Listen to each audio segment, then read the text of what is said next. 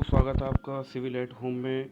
और आज हम अपनी जीके की सीरीज़ का पार्ट 2 देखने वाले हैं, जिसमें एसएससी जेई की प्रीवियस ईयर की परीक्षाओं में आए हुए जीके के कुछ क्वेश्चन देखेंगे और साथ ही साथ उनकी बेस्ट एक्सप्लेनेशन देखने की कोशिश करेंगे। शुरुआत करते हैं। हमारा पहला क्वेश्चन है। पहले क्वेश्चन में हमसे पूछा गया है कि इन which state is the Guru Shikhar peak is located. तो गुरु शिखर के बारे में पूछा गया है कि गुरु शिखर जो पीक है वो कहाँ पे लोकेटेड है। आपके पास ऑप्शंस हैं तमिलनाडु, राजस्थान, हिमाचल प्रदेश। देखिए, जब भी आप गुरु शिखर पीक के बारे में पूछें तो सबसे पहले आपको ये पता करना है कि गुरु शिखर कौन सी पर्वत श्रृंखला, कौन सी माउंटेन रेंज का पार्ट है। देखिए, गुरु शिखर जो है वो अरावली माउंटेन रेंज का सबसे ऊंचा पीक है। यानी अगर वो अरावली का पार्ट है तो इसका मतलब वो तमिलनाडु का नहीं हो सकता, वो हिमाचल प्रदेश का नहीं हो सकता, वो आंध्र प्रदेश का नहीं हो सकता, क्योंकि हमें पता है कि अरावली राजस्थान, गुजरात और हरियाणा और दिल्ली की तरफ अरावली रेंज है। और ये जो गुरु शिखर पर्वत है ये राजस्थान में स्थित है और ये अरावली माउंटेन रेंज का सबसे ऊंचा पीक है। तो आपका आंसर क्या हो गया? राजस्थान। आइए नेक्स्ट क्वेश्चन देखते हैं। नेक्स्ट क्वेश्चन पूछा गया है कि इनमें से कौन सी कंट्रीज में, इनमें से कौन सी कंट्रीज से ट्रॉपिक ऑफ कैप्रिकॉर्न यानी मकर रेखा इनमें से किन देशों से पास होती है। आपके ऑप्शंस हैं ऑस्ट्रेलिया, ब्राज़ील, चिली और सभी ऑप्शंस।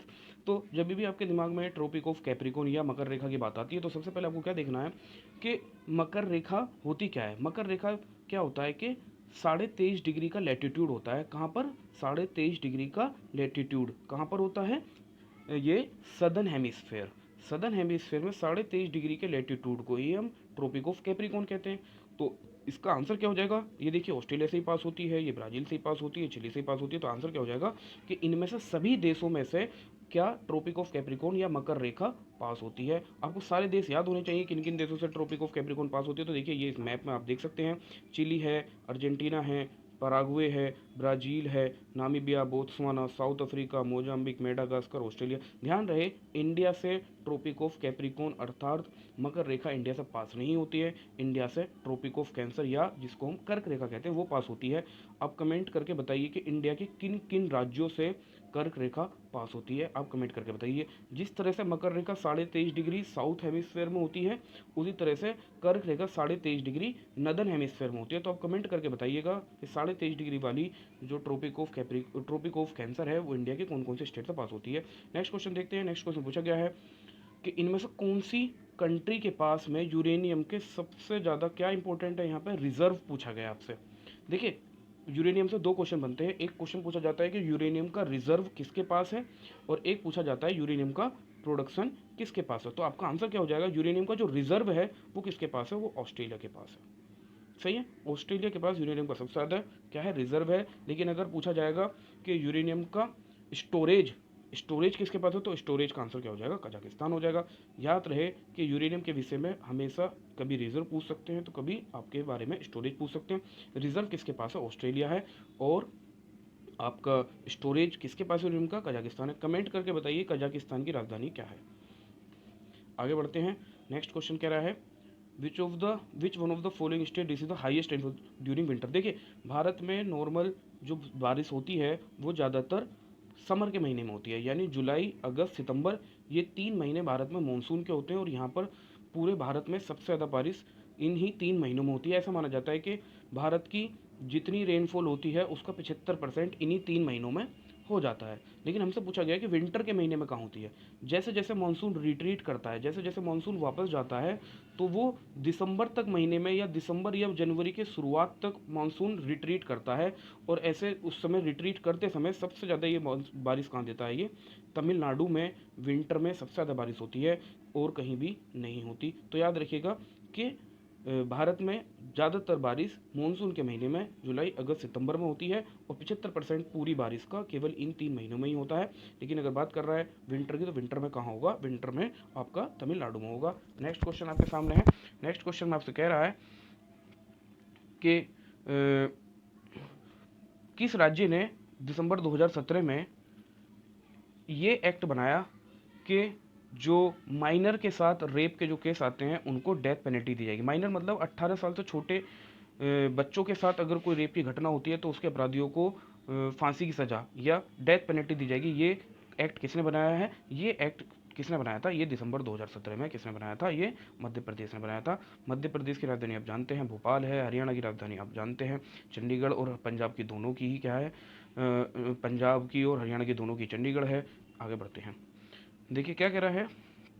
नेक्स्ट क्वेश्चन में आपसे कहा है कि भारत सरकार ने स्पेशल कोर्ट, कितने स्पेशल कोर्ट बनाए हैं जो एमपी और एमएलए पर लगे हुए आरोपों की या क्रिमिनल केस की सुनवाई करेंगे। देखिए हमें पता है कि हमारे यहाँ पर बहुत बड़ी मात्रा में एमपी और एमएलए पे क्रिमिनल केस हैं। अभी भी ऐसा माना जाता है कि भारत के जो पार्लियामेंट है उसमें जो 43% एमपी क्या हैं, अभी भी क्रिमिनल केसेस उन पर लगे हुए हैं। तो उनके केस को जल्दी से सुनवाई करने के लिए उनको जल्दी से जल्दी सज़ा मिले, जिससे कि वो फ्यूचर में कभी इलेक्शन न लड़ पाएँ। क्योंकि अगर किसी भी एमपी या एमएलए को या किसी भी जनता के प्रतिनिधि, कोई भी रिप्रेजेंटेटिव को अगर 6 साल या 6 साल से ज़्यादा की अगर सज़ा हो जाती है तो वो फ्यूचर में फिर वो उसको सज़ा का कुछ प्रावधान हो जाता है, तो फिर वो कभी भी इलेक्शन नहीं लड़ पाता।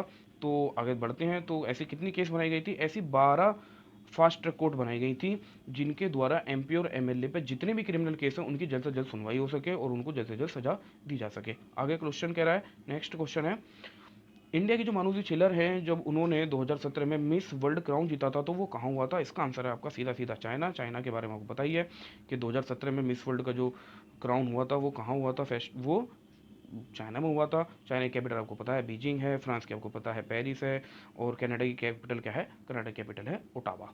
नेक्स्ट बढ़ते हैं, आगे क्वेश्चन आपसे कह रहा है कि इंडिया ने पहली बार South Asian regional badminton team championship जीता, किसको हराया था? आपने नेपाल को हराया था इंडिया ने, और हमने ये बैडमिंटन की चैंपियनशिप जीती थी। उसी साल ये एसएससी जेई के पेपर में भी पूछ लिया गया। याद रहे कि भूटान की जो कैपिटल है वो थिम्पू है, और बांग्लादेश की कैपिटल क्या है? वो आपका ढाका। नेक्स्ट क्वेश्चन है आपके सामने, पूछा गया है non stop India is written by, ये एक बुक है जो नॉन स्टॉप इंडिया किसने लिखी है? ये मार्क टूली। मार्क टूली कौन है? मार्क टूली एक आपके जर्नलिस्ट हैं जो बीबीसी में वर्क करते हैं, और ये इंडिया के और इंडिया के सिटीजन भी रहे थे, लेकिन ये बाद में किस में ब्रिटेन के सिटीजन बन गए। तो मार्क टूली ने बुक लिखी थी non stop India. Chetan Bhagat की बहुत सारी बुकें हैं, आप कुछ भी एक बुक का नाम लिख कमेंट करके बताइएगा। नेक्स्ट क्वेश्चन है आपके सामने कि इनमें से किस म्यूजिकल आर्टिस्ट को Indira Gandhi award for national integration October 2017 दिया गया? आपके ऑप्शंस हैं कि TM Krishna, M S Subbulakshmi, A R Rahman, और ऑल ऑप्शंस। देखिए टीएम कृष्णा को ये इंदिरा गांधी अवार्ड दिया गया था नेशनल इंटीग्रेशन के लिए, और एम एस सुब्बुलक्ष्मी क्या है? ये भी क्लासिकल डांसर हैं। ए आर रहमान को तो आप सभी जानते हैं, तो हमारा इसका आंसर हो जाएगा टीएम कृष्णा। आज के लिए इस जीके के सीरीज़ में इतना ही। ये 10 क्वेश्चन वही हैं जो एसएससी में रिपीट होते रहते हैं, और आगे भी अगर आप चाहते हैं कि हम ये जीके की सीरीज़ को कंटिन्यू करें तो हमें कमेंट करके बताइए। Thank you.